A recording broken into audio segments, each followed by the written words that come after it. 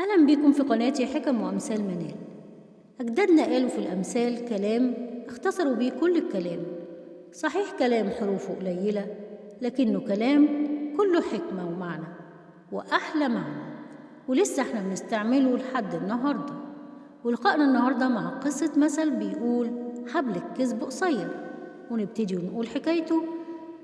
بتقول إن زمان زمان في مدينة بغداد، يعني في العراق، كان في تاجر غني جدا عنده أموال كتير، وكمان عنده خدم كتير، يمكن أكتر من 20 خادم.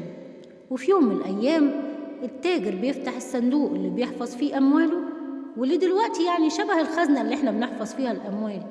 المهم التاجر لقى إن أكياس الفلوس ناقصين كيس مال، والمبلغ كبير، المبلغ اللي ناقص 1000 دينار.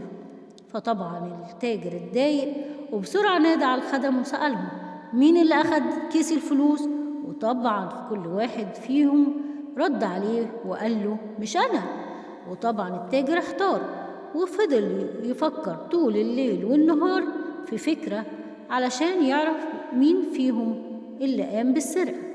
وجمع الخدم، وكان معاه مجموعة من الأحبال، ادى لكل خادم حبل طوله 30 سنتي، وقال لهم مين فيكم اللي سرق؟ دي آخر مرة هسأل. عموما طالما محدش فيكم اعترف، فبكرة بعد المغرب أنا هعرف مين فيكم اللي سرق. هعرف إزاي؟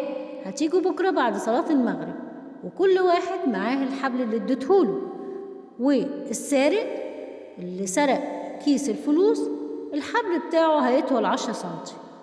المهم تاني يوم الخدم جم، والتاجر بدأ ياخد الحبل من كل واحد، فيلاقي الحبل طوله زي ما هو 30 سنتي، لحد ما وصل فيهم لواحد فيهم لقى الحبل بتاعه أقصر ب10 سنتي. وطبعا هو ده السارق.